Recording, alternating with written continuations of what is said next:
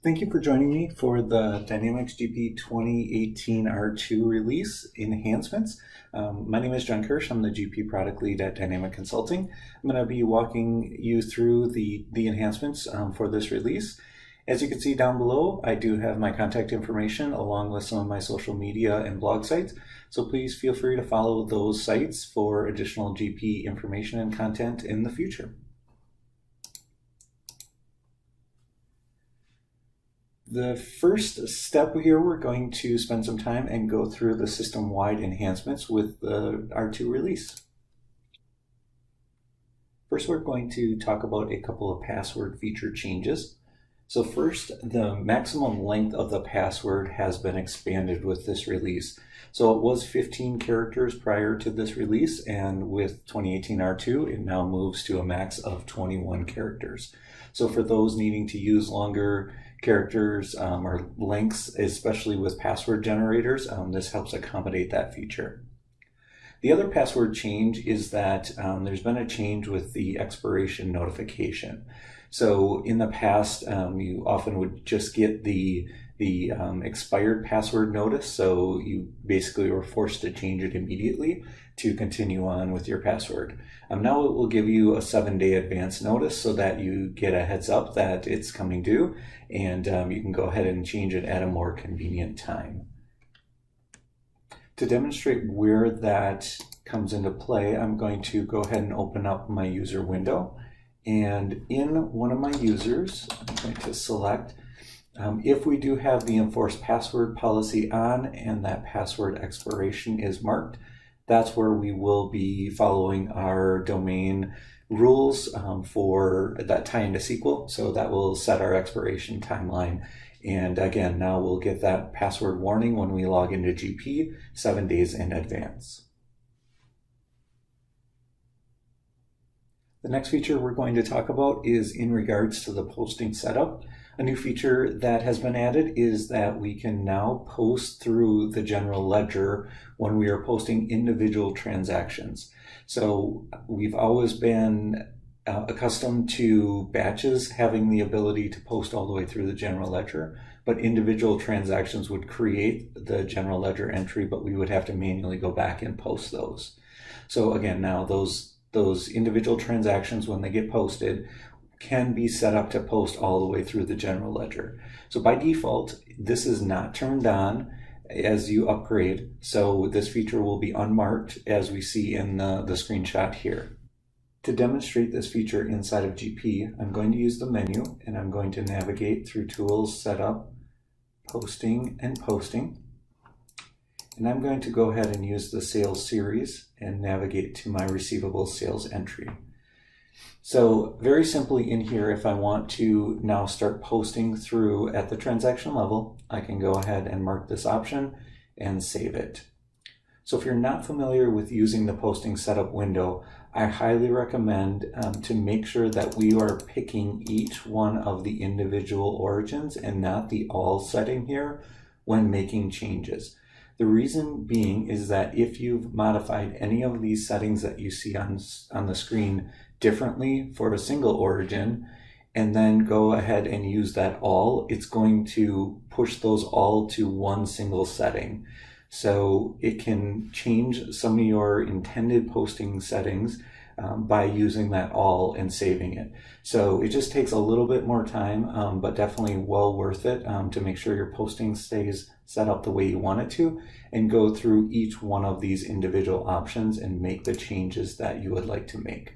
So again, once you do that, each one of those, you can select the option here and save it, and you will then be able to post all the way through the GL entries. The next feature I'm going to talk about is the Intelligent Edge and the Intelligent Cloud Insights homepage within Dynamics GP. This feature, released with 2018 R2, allowed Dynamics GP to synchronize data with a Dynamics Business Central tenant. So this was intended to be able to kind of preview the GP and Business Central data together.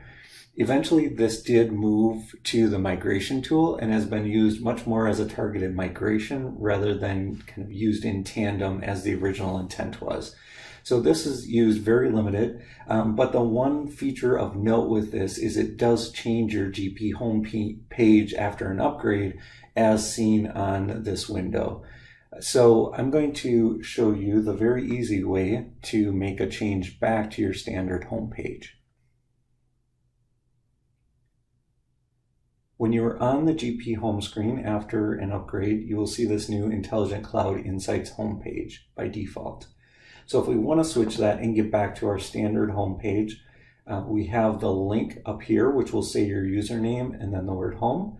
So simply click on that link and give it a few seconds and it will go ahead and load your standard GP homepage.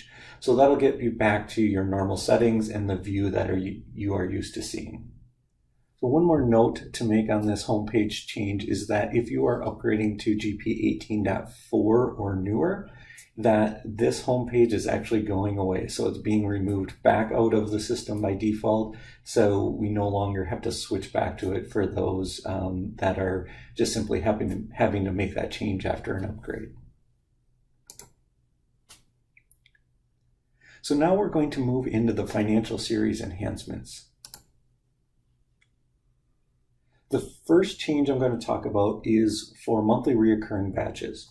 So with those batches, there is now a last day of the month option, and that's used for monthly or bi-monthly recurring batches. So you can see there, this actually affects 3 different areas. So the receivables batch entry, the payables batch entry, and the inventory batch entry.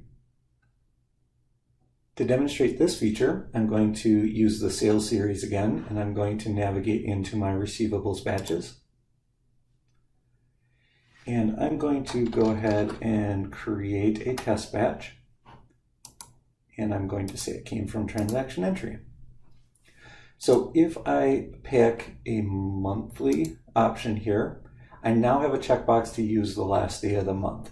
So this is certainly convenient when we're navigating between months of the 30th or the 31st being the last day of the month. So this will allow us to easily always post that into the last day of the month and not have to check that batch over or potentially make the mistake and miss that where we're resetting that to the last day of the month. So a nice easy feature here just to have consistent posting on the last day of the month.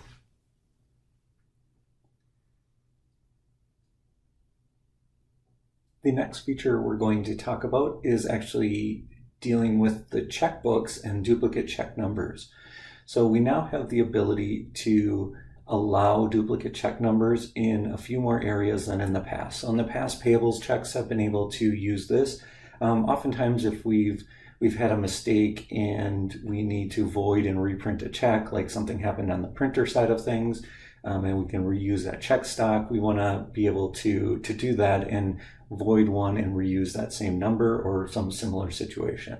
So not only can we do that in payables checks now, we can also go ahead and do that in the bank transaction entry, miscellaneous checks, and also the payroll manual check or adjustment entry window.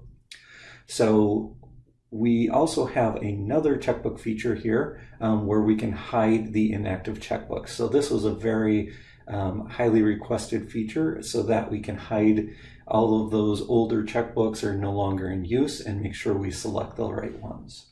We'll go ahead and take a look at those features inside of GP. So I'm going to navigate to my financial cards and then checkbook.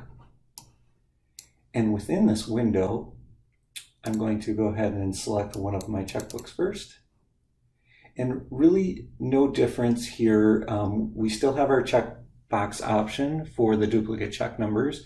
But again, as noted on the slide that we were just looking at, it will now affect those additional areas of GP. So we can go ahead and reprint or duplicate that number as needed. So the other feature we were talking about is hiding those inactive checkbooks. Now I don't have any inactive in here to show you, but we can easily, using our drop-down menu here, exclude inactive checkbooks. So when I select that, I also want to make sure to check Set as Default View. So now any of my checkbook lookup windows will show up this way, where we're only looking at the active checkbooks. So very simple change to make here, but for those that have a lot of inactive checkbooks, this can save a lot of scrolling and potentially selecting the wrong ones within that window. Next, we're going to talk about a navigation list change, which does affect a number of areas within GP as well. So this allows us to do some bulk updates of master records to make them inactive or active from navigation lists. So in the middle there, you'll see the list of records that are available to be edited. So the accounts, the checkbooks, the customers, salespeople, vendors, and items. So those can all be done in bulk. I did make a note down on the bottom, I think in the documentation somewhere, that the employees were listed to be able to be done in bulk, but those actually need to be done individually yet. It actually opens the window to make that change. So employees are one of the master records still that need to be updated individually.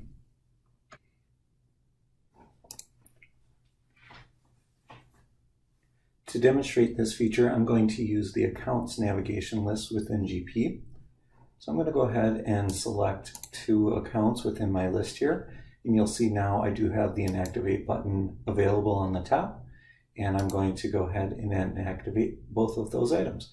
So you can see my message here that I did have to succeed. So I'm going to go ahead and refresh. And now you'll see those visual indicators as well here saying that these 2 accounts are inactive. So the same rules will apply as normally inactivate an account. So these do not have any activity going on in the current year, so I'm able to go ahead and inactivate those. If they would, I would get the failure status instead of the success like we saw for these items.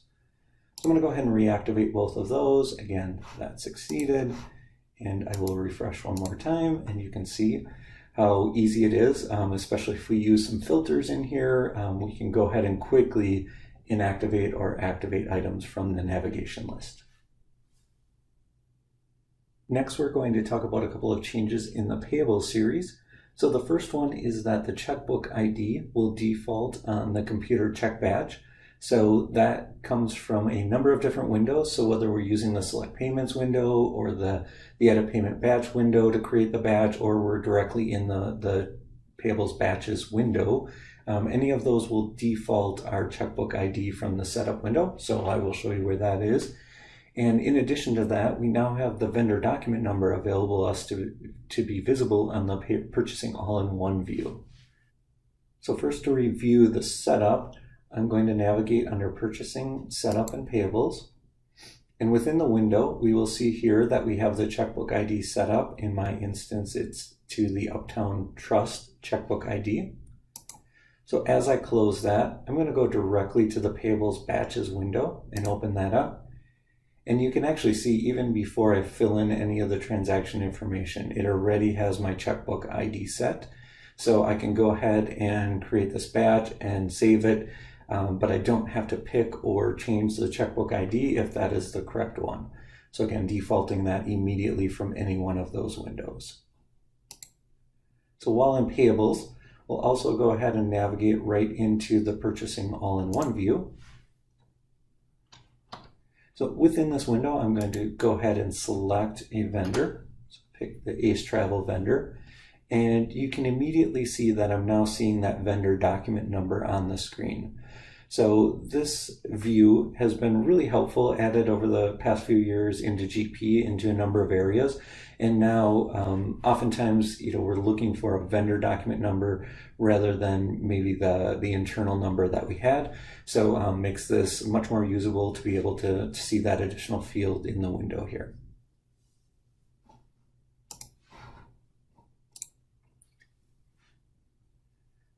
The other new feature that is directly in the payables area is the vendor on hold warnings. So now we have a pop-up message and a visual indicator that makes it much easier to identify vendors that are on hold. So you'll see that on the screen here, and I will go ahead and navigate into GP and we can take a look at that. First, I'm going to navigate into a vendor maintenance card. And I'm going to open up this vendor and verify that they are on hold. So we're going to use this Woodgrove Bank and test out this feature. So now that I know my vendor is on hold, I'm going to navigate into transaction entry, and I'm going to start to create a document. So the first step is when I pick that vendor ID, you'll see that it is currently on hold. The message pops up and easy to identify.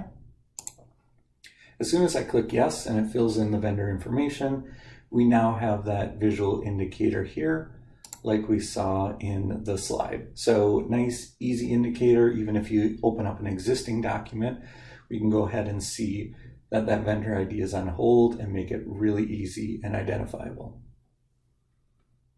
We have two new features in the receivables area that we want to talk about here.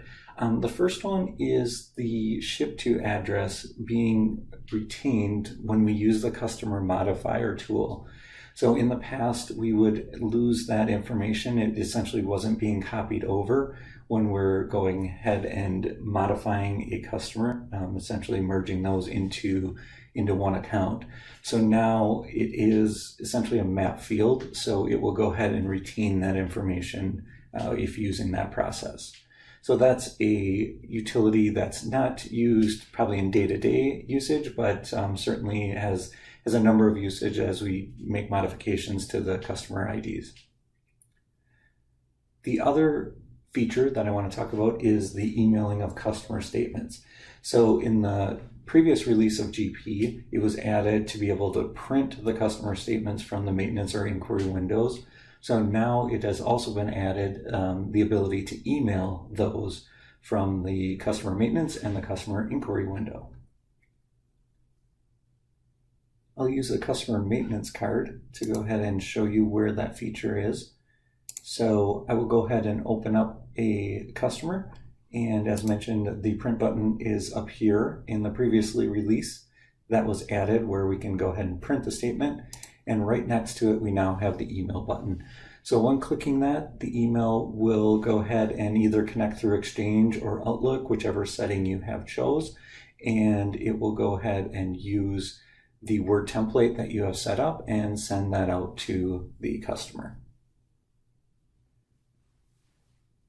Next, we're going to talk about the distribution enhancements for GP 2018 R2. The first feature I'm going to talk about is the Historical Inventory Trial Balance Report, or HITB. So the new option here is that we can exclude items with zero quantity or zero value. So it's actually set up to have the option to mark to include them. So if we mark to include items with zero quantity, even if they have no value, it will go ahead and do so, and vice versa with the zero value. So a note here on the bottom is that if an item has no quantity and no value, it will not show up on the report, just based on it won't have any records in the table that's tracking this HITB information. In GP, I'll show you where those options are. So if we're navigating under Inventory Reports Activity, we will go ahead and open up our HITB option, and I have to create a new one here. But you'll see that option right in the middle here now. So we have the option, again, it's listed as include. So if we want to include items with zero quantity, with zero value, or either option, we can go ahead and do so and make sure they print on the report. And obviously, if we uncheck either of those, it will react appropriately. The next feature I'm going to talk about has to do with purchase orders and purchase requisitions.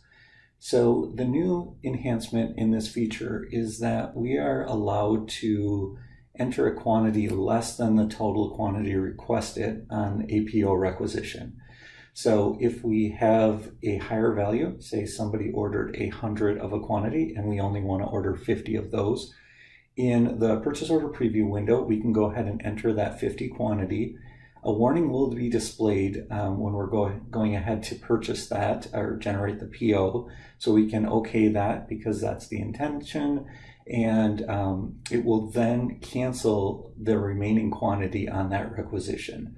So it allows us to purchase that, again, partial quantity, and it will then treat that line as being completed. So if that's the only line on the requisition or the last line on the requisition that needs to be purchased, it will go ahead and move that requisition to history and count that line as being completed. Another enhancement around purchase orders is that we now have another template option to use when we're emailing purchase orders out of the system. So we now have the option to use the other format. So if we have a need to use another format for a group of vendors, we can go ahead and pick that as we're using the purchase order entry window. I'm going to navigate to and open up my purchase order entry window. And I'll go ahead and open up one of the purchase orders.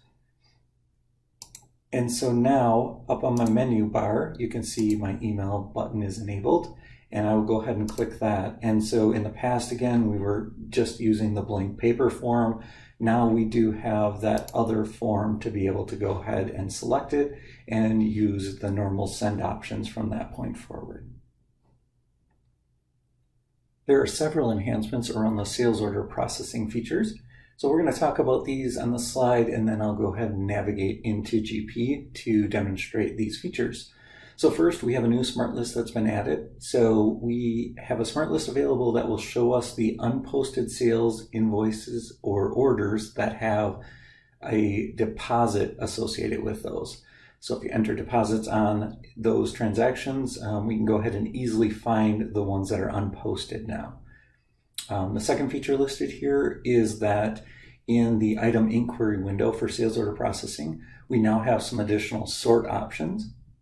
The third item listed, we have navigation list print document options. We can print in the functional or the originating currency. So for those using multi-currency, this will help out to be able to print that right from the navigation list.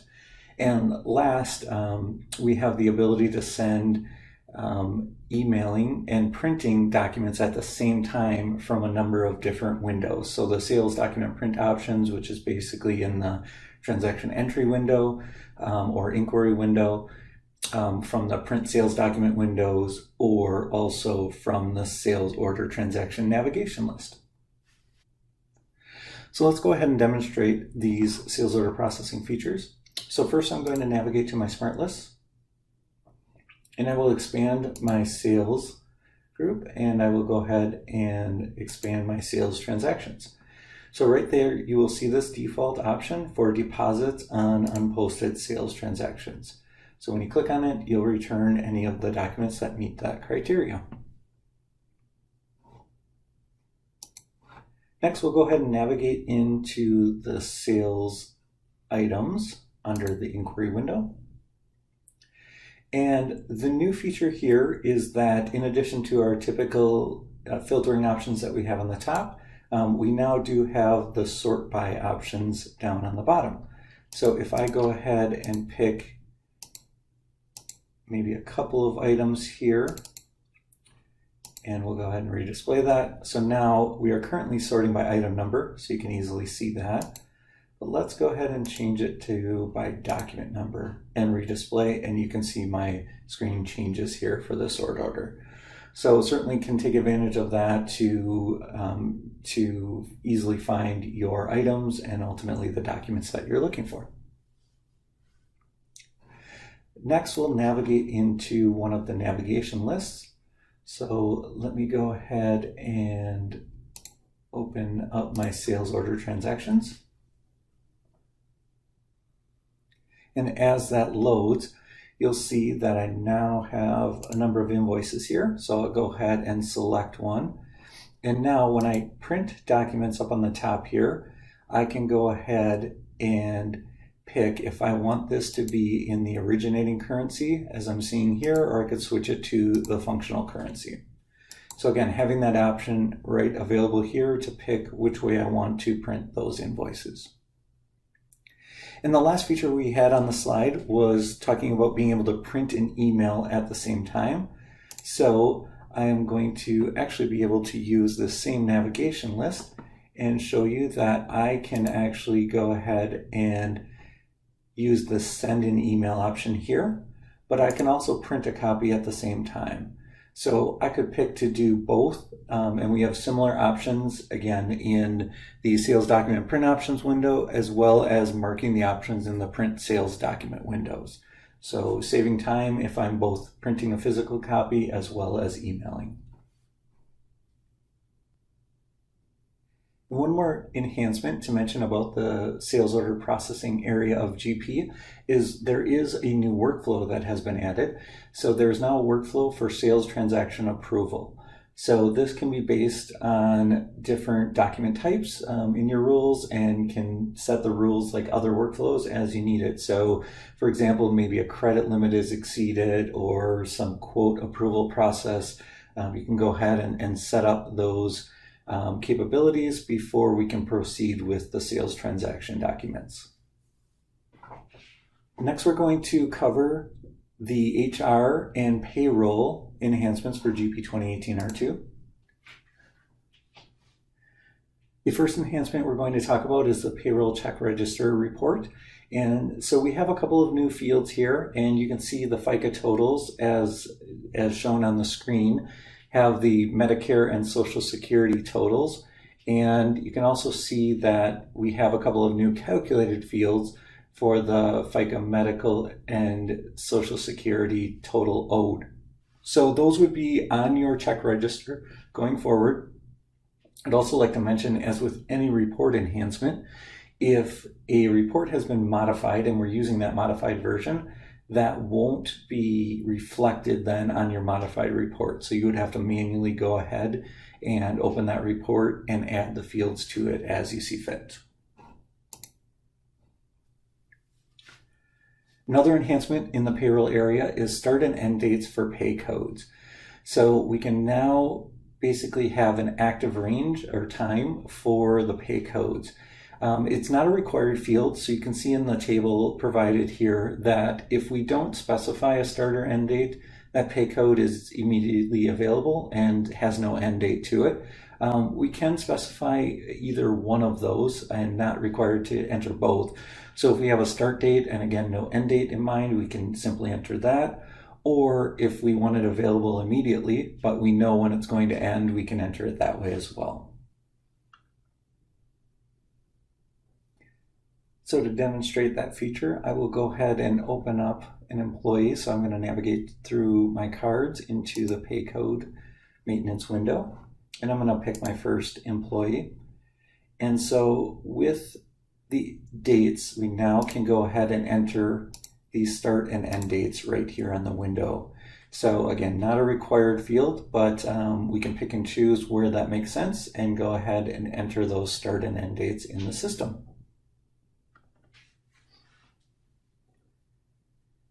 Another new feature for GP is the option for shared maximums for benefits and deductions. So in the past, you likely would have used an add-on for GP to accomplish this feature, but it does now have this feature directly within GP. So we can add a group code that you can see in the lower right corner there, and we can go ahead and pick which codes are associated to that. So basically combining, if the example that's shown there is a couple of different 401k options, but have a shared maximum, we can go ahead and set that up. So the one thing I will mention, where if you're familiar using some of the add-on options, this option directly in GP does not account for makeup contributions. So as you can see, there's just one year max that's listed there and doesn't have the makeup option that might be available in some of the other solutions.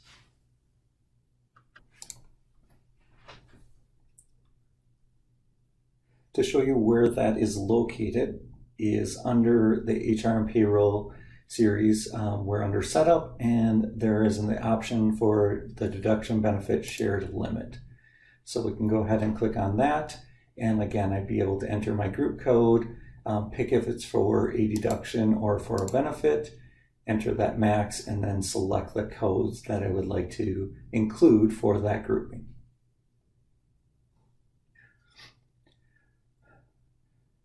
So that wraps up our enhancement walkthrough for the GP 2018 R2 release.